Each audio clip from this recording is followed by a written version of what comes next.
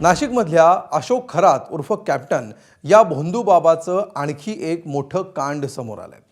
सगळी लाज लज्जा सोडत या भोंदूबाबानं धार्मिक विधीच्या नावाखाली स्वतःच्या ऑफिसमध्येच एका महिलेशी गैरवर्तन केल्याचा व्हिडिओ समोर आलाय। या व्हिडिओमध्ये आधी हा भोंदूबाबा महिलेच्या डोक्यावर तांबे ठेवून धार्मिक विधीचं ढोंग करतोय आणि त्यानंतर तिथंच महिलेशी गैरवर्तन करतोय। त्याचा मुर्दाडपणा इतका की केबिन बाहेर लोक बसलेले आहेत याचीही त्याला पर्वा नाहीये। 2024 मधला हा व्हिडिओ आहे। हा व्हिडिओ खूपच आक्षेपार्ह असल्यामुळे तो एडिट करून दाखवण्याचंही आम्ही टाळतोय। पण या नराधम भोंदूबाबाची कृष्णकृत्य समाजापर्यंत पोहोचावीत यासाठी आम्ही या व्हिडिओपासून तयार केलेले केवळ फोटोज दाखवतो आहोत। कोणतीही सनसनाटी निर्माण न करता अशा लोकांचं खरं रूप समाजासमोर यावं एवढाच यामागे एबीपी माझाचा हेतू आहे। आणि अधिक माहिती घेऊया आमचे प्रतिनिधी मुकुल कुलकर्णी यांच्याकडून। मुकुल, अतिशय धक्कादायक आणि संतापजनक असा हा सगळा प्रकार समोर येतोय, काय नेमके अपडेट्स मिळत आहेत याबाबत?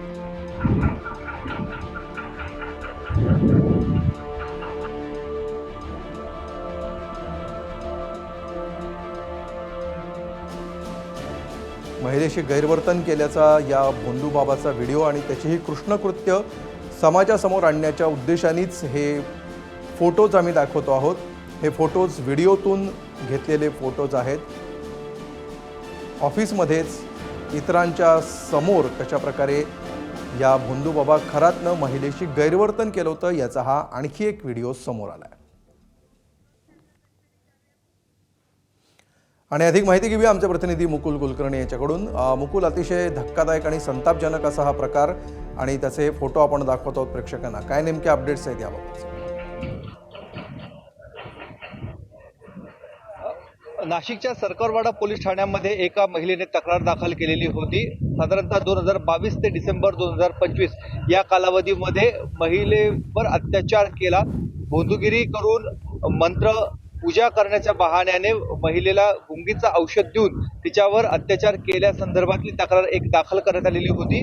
त्यानंतर आज न्यायालयामध्ये अशोक खरात याला दाखल करण्यात आलेलं होतं। न्यायालयाने 24 तारखेपर्यंतची पोलीस कोठडीमध्ये रवानगी केलेली आहे। या दरम्यानच्या काळात नाशिक पोलिसांनी न्यायालयामध्ये बाजू मांडलेली आहे की आतापर्यंत एका महिलेने तक्रार दिलेली आहे, मात्र आणखी काही महिलांशी याने गैरवर्तन केलंय का, महिलांचं शोषण केलं आहे का, या संदर्भातला तपास आम्हाला करायचा आहे। त्यासाठी पोलीस कस्टडी मागण्यात आलेली आहे।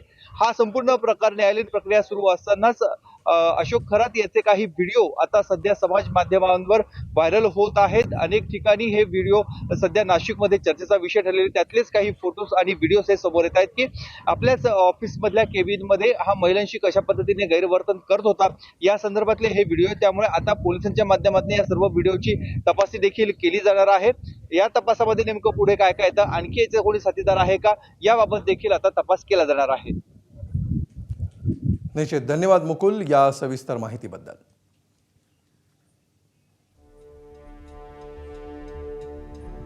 तर 2022 ते 2024 या कालावधीमध्ये अशा किती महिलांसोबत हा प्रकार घडलेला आहे याही गोष्टी तपासामध्ये आता समोर येणं आवश्यक आहे। आणि इतके दिवस हा प्रकार लपून कसा राहिला, कुठूनच याला वाचा कशी फुटली नाही, असाही प्रश्न आता याच्यातून निर्माण होणार आहे। एका महिलेने केलेल्या तक्रारीनंतर जेव्हा पोलिसांनी तपासाला सुरुवात केली तेव्हा काही वर्षांपूर्वी घडलेला हा प्रकार समोर आलेला आहे। त्यामुळे याच्याशी कोणाचे लागेबांधे आहेत, कोण कोण याच्यामध्ये सहभागी आहे याचाही सखोल तपास होणं आवश्यक आहे। मात्र महिलेशी गैरवर्तन केल्याचा हा आणखी एक व्हिडिओ या मुर्दाड भोंदूबाबाचा समोर आलेला आहे। आणि या निमित्ताने नाशिकमध्ये नेमकं काय घडत होतं, यामध्ये कोणाकोणाचे हात गुंतलेले आहेत, या सगळ्या प्रकरणाचे धागेदोरे कुठपर्यंत पोहोचलेले आहेत, कोणाच्या पाठिंब्यानं असे गैरप्रकार करण्याचं धाडस हा भोंदूबाबा दाखवू शकला, या सगळ्याची चौकशी होणं, या सगळ्याचा तपास होणं आता आवश्यक आहे।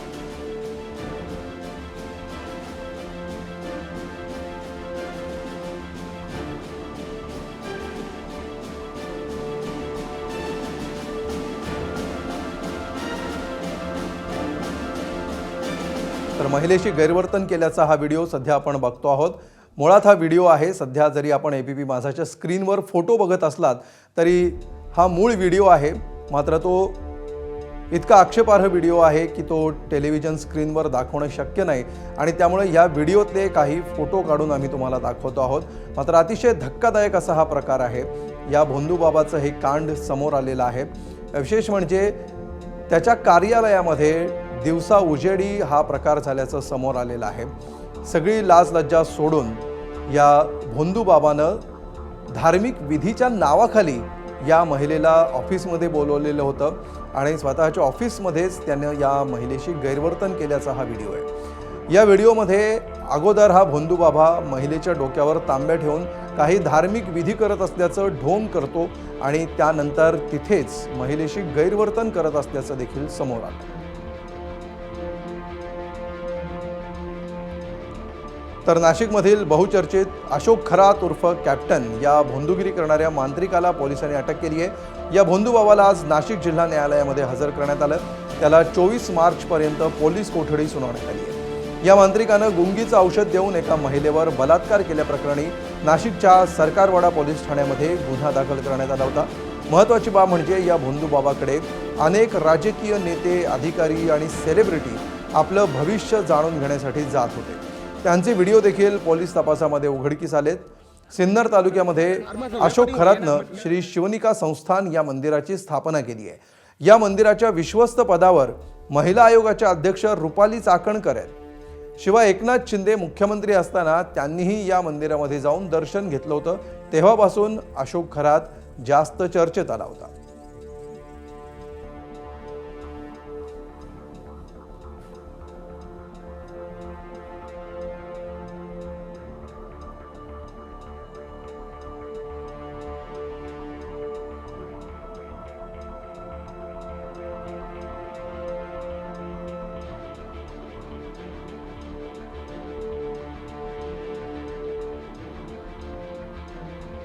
पोलीस स्टेशन सरकारवाडा येथे CR नंबर 74/2026 असा गुन्हा दाखल झालेला आहे फिर्यादीच्या तक्रारीवरून. भारतीय न्यायसंहिता कलम 64, 74, 351 आणि जादूटोणा प्रतिबंध कायदा कलम 3, कलम 1, 2 प्रमाणे हा गुन्हा दाखल करण्यात आलेला आहे. तपास चालू आहे. क्राईम ब्रांच युनिट 1 आणि गुंडा पथक तपास करीत आहे. तर नाशिकमधील भोंदूबाबा कॅप्टन खरातची पाद्यपूजा खुद्द राज्य महिला आयोगाच्या अध्यक्ष रुपाली चाकणकरांनी केल्याचा व्हिडिओ समोर आलाय. तसंच भोंदूबाबा कॅप्टन खरात सोबतचे चाकणकरांचे फोटो देखील सुषमा अंधारेंनी ट्विट केले.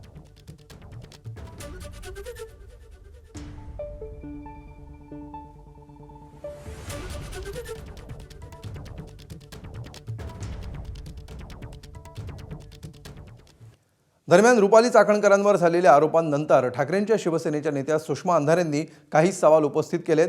तसंच त्यांनी चाकणकरांच्या राजीनाम्याची देखील मागणी केली आहे. सोबत सध्या सुषमाताई अंधारे आहेत. ताई, तुम्ही देखील हा सगळा प्रकार बघितलाय, तुम्ही सोशल मीडियावर ट्विट देखील करताय. काय नक्की हा सगळा प्रकार आहे? कॅप्टन अशोक थोरात हा एक स्वयंघोषित ज्योतिषी आहे आणि अनेक लोक त्याच्याकडे ज्योतिष भविष्य बघायला जातात आणि याच्या संबंधाने गेल्या अनेक वर्षांपासून सातत्याने महिला तक्रारी करत होत्या. मागच्या वर्षी एक स्थानिक वृत्तपत्राच्या संपादकाने याची पोलखोल करायचा सुद्धा प्रयत्न केला होता. पण असा प्रयत्न जेव्हा त्याने केला त्यावेळेला त्याला सरळ सरळ धाक दाखवत त्याने असं करू नये, उलट त्याने माफी मागावी असा दबाव महिला आयोगाच्या अध्यक्षा चाकणकर यांनी आणला. हे गंभीर आहे. खरं तर महिला आयोगाचं जे काम आहे ते एखादी जी पीडित स्त्री असते, जी मुख्य प्रवाहातनं बहिष्कृत केली जाते, तिचं समावेशन व्हावं, तिचं सबलीकरण व्हावं आणि तिचं समुपदेशन करावं, हे त्यांचं काम आहे.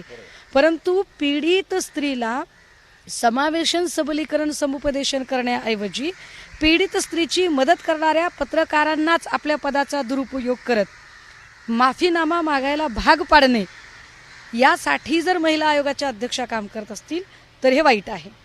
आज अशोक खरातला अटक झाली आहे, बलात्काराच्या गुन्ह्याखाली अटक झाली.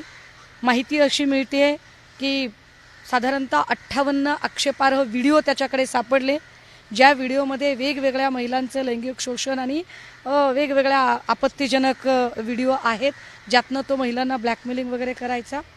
आता अशा माणसाची पाद्यपूजा कोण करते तर महिला आयोग करतो. अशा महिला, हे बघा, एखाद्या गुन्हेगाराच्या सोबत एखाद्या नेत्याचा फोटो असेल तर त्यावर आम्ही आक्षेप घ्यायचं कारण नाही, ते मी समजू शकते. मीही वावरते, कुणीही गर्दीत येऊ शकतं, आमच्यासोबत फोटो काढू शकतो, तर आम्ही त्याला थांबवू नाही शकत. पण एखाद्या गुन्हेगाराच्या डोक्यावर जर कुणी छत्री धरत असेल तर ते गंभीर आहे. महिला आयोगाच्या अध्यक्षा जर अशा लिंगपिसाट माणसाच्या डोक्यावर छत्री धरत असतील तर महाराष्ट्राला संदेश काय जाईल? काय महिला आयोगाच्या छत्रछायेखाली या लिंगपिसाट माणसाची सगळी काळी कर्तृत्व चालली होती का? असा संदेश जाण्याची दाट शक्यता आहे. यामुळे गंभीर परिणाम काय होऊ शकतो की शोषित महिलांमध्ये एक भीती निर्माण होईल की आम्ही ज्यांच्याकडे न्याय मागायला जायचंय त्या महिला आयोगाच्या अध्यक्षाच जर पाद्यपूजा करत असतील, छत्री धरत असतील, त्यांच्या प्रत्येक वाढदिवसाला येऊन पितृतुल्य गुरुमाऊली वगैरे म्हणत असतील तर आपल्याला न्याय मिळू शकत नाही. मग जे पद महिलांना न्याय देण्यासाठी निर्माण झालं होतं त्याच पदावरची व्यक्ती जर अशा बलात्काराचे आरोप असणाऱ्या लोकांची पाद्यपूजा करण्यामध्ये आपला वेळ खर्च घालत असेल तर अशा व्यक्तीला लवकर पदमुक्त केले पाहिजे, कारण त्याशिवाय या संपूर्ण प्रकरणाची चौकशी होऊ शकत नाही. तर अशोक खरातच्या भक्त असलेल्या चाकणकरांना कोणत्याही पदावर राहण्याचा नैतिक अधिकार नाही, असं पवारांच्या राष्ट्रवादीचे नेते विकास लावांडे यांनी म्हटलंय. अशोक खरात जो स्वतःला कॅप्टन म्हणवतो, जो एक ज्योतिषी म्हणून वावरतो, त्याने एका महिलेवर अत्याचार केला, बलात्कार केला, त्याला त्याच्यामध्ये अटक झाली. महिला आयोगाच्या अध्यक्षा रुपाली चाकणकर त्यांची पाद्यपूजा करतायत, त्यांना छत्री धरतायत, त्यांच्या सेवेकरी दिसत आहेत. जे फोटो दिसत आहेत ते पाहून मनाला खंत वाटते. रुपाली चाकणकर आता तरी राजीनामा देतील का?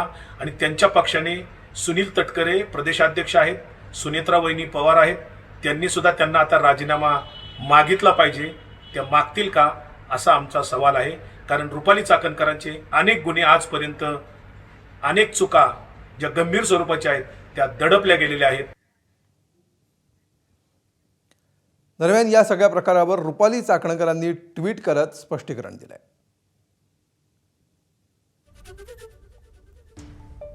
त्या काय म्हणतात बघा. शिवनिका संस्थान ट्रस्ट हे महादेव देवस्थानचं आहे. काही वेळा तिथं सामाजिक कार्यक्रम साजरे होतात, त्यामुळे सामाजिक कामांच्या निमित्ताने आम्ही अनेक जण ट्रस्टच्या कामाशी जोडले गेलो होतो, ज्यात समाजातील अनेक प्रतिष्ठित व्यक्ती आहेत. कॅप्टन खरातांचं वैयक्तिक आयुष्य किंवा त्यांच्यावर झालेल्या आरोपांबाबत मला कल्पना नाही. आताचे आरोप होत आहेत त्याची पोलीस निष्पक्षपणे चौकशी करतील, तपासावर माझा पूर्ण विश्वास आहे.